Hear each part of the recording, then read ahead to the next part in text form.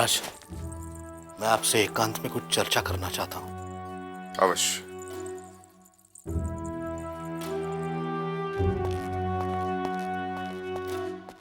चलिए बाबा।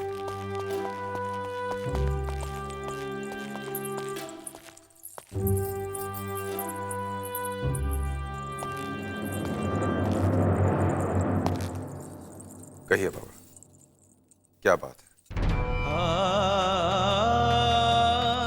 वो महाराज, कृपया आपकी राजआज्ञा वापस ले लीजिए। बाबा आप क्या कर रहे हैं?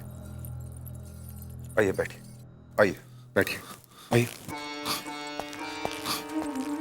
नहीं, मैं ठीक हूं महाराज, परंतु महाराज मैं इस प्रकार विवाह करने की कल्पना भी नहीं कर सकता। क्षमा कीजिए बाबा,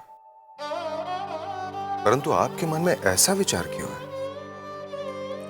महाराज, भागीरथी के स्वर्गवास के बाद उसका रिक्त स्थान मेरी मनु की किलकारियों ने भर दिया था,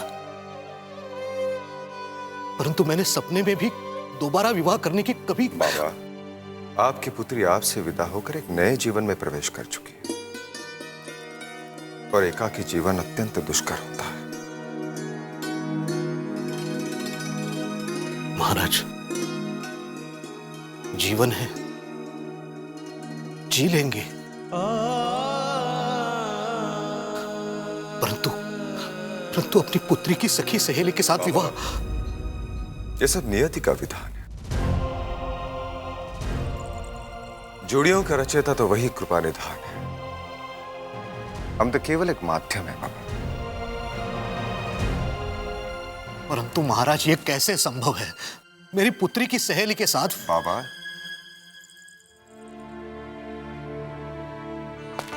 हम आपकी इस दुविधा से सहमत हैं बाबा, परंतु एक पल के लिए सोचिए।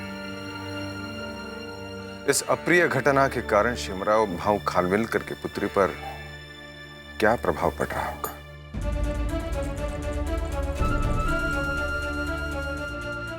या तो अपने निष्पाक चरित्र पर यह लांछन लेकर जीने पर विवश होगी, अन्यथा आत्महत्या कर लेगी।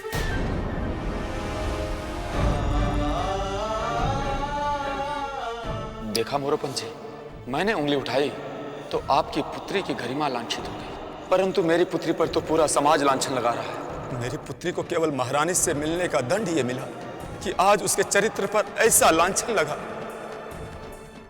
जिसे मृत्यु भी नहीं धो सकती। सच पूछिए तो इस विवाह की स्वीकृति देकर आप हम पर भी उपकार करेंगे।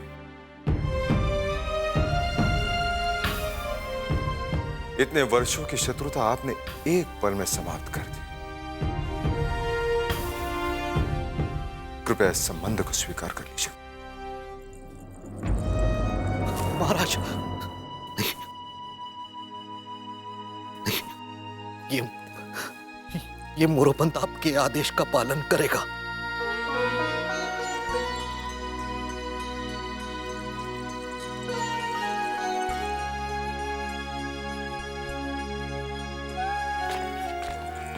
महारानी साहिबा, आपको आयशी ने बुलाया है, तुरंत।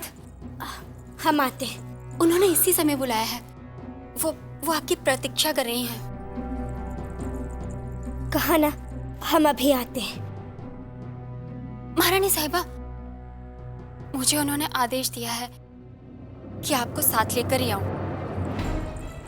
जाइए, जाकर कह दीजिएगा हम अभी आते हैं।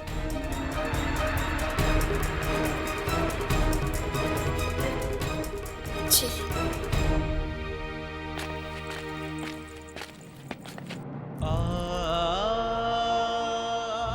बस एक विनती है महाराज, इस समय हमारे बीच जो बात हुई उसकी चर्चा मनु से न करें।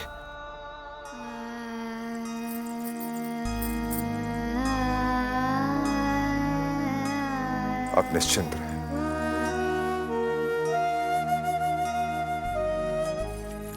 महाराज, नहीं नहीं, सदा सुखी भव, यशस्वी भव।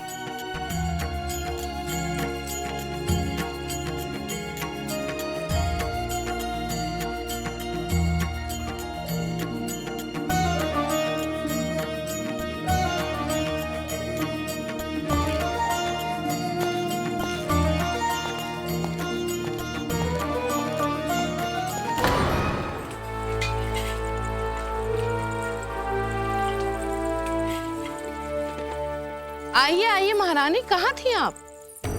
हम तो कब से आपकी प्रतीक्षा कर रहे थे। बधाई देना चाहते थे आपको। अंततः आपकी जीत हुई।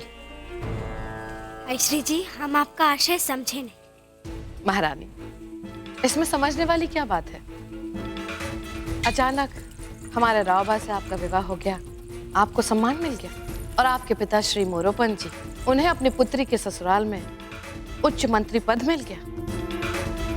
और यही नहीं, साथ ही साथ आपकी प्रिय सखी किमना बाई से उनका विवाह पक्का हो गया। एक क्षण रुकिए आयश्री जी, कृपया आप सभी लोग यहाँ से जाएं।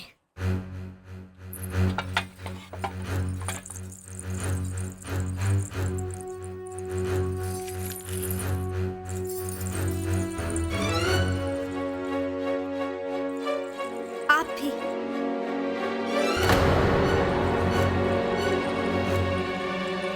हमने कहा जाइए।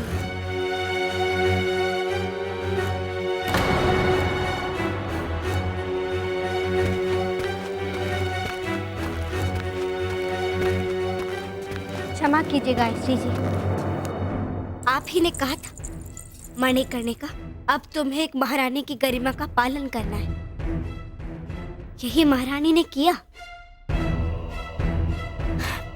अब मणिकर्णिका आपके चरणों में, आप जो चाहे कहिए। इन सब दास दासियों को भेजने से कुछ नहीं होगा महारानी, क्योंकि आपके पिताश्री के चर्चे तो पूरी झांसी में। निंदनीय चर्चों से किसी के चरित्र को हनन नहीं होता, और दरबार में महाराज ने अपने ऐतिहासिक निर्णय से ये सिद्ध कर दिया है कि हमारे बाबा को षड्यंत्र में फंसाया गया है। सरस्वती वंदना में स्पष्ट उल्लेख है, अस्तो मां सद्गमय तमसो मां ज्योतिर्गमय, अर्थात असत्य पर सदैव सत्य की विजय होती है। इस भ्रम को बनाए रखिए महारानी जी, क्योंकि जिस परिवार से आप आई हैं, वहां तो अपने स्वार्थ के लिए अपनी प्रजा को असहाय छोड़कर पेशवा अंग्रेजों की भीख पर जीने में आनंद पाते हैं।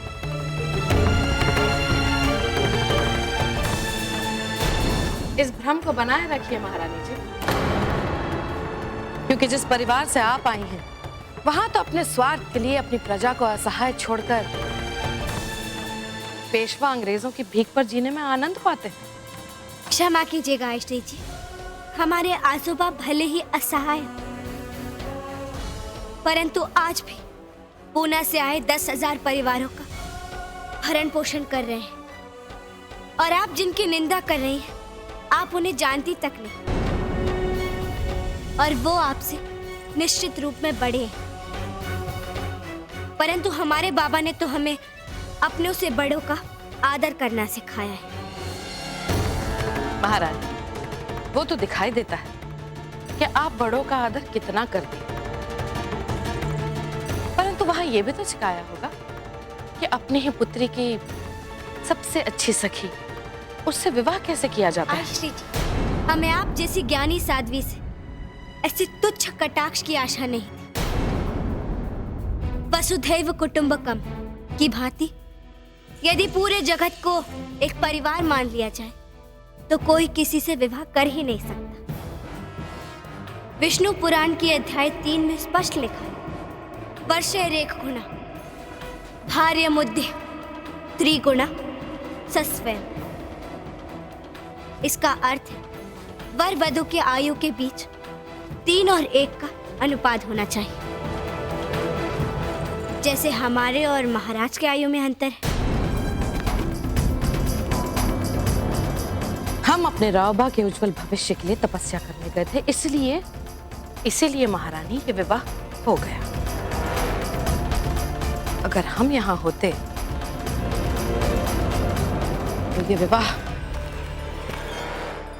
भगवान श्री कृष्ण ने अपने गीता में कहा, एवं प्रवर्तिर चक्र नानुवर्तय अघायुरिंद्रिया रामो मोघम पार्थ सजीवित।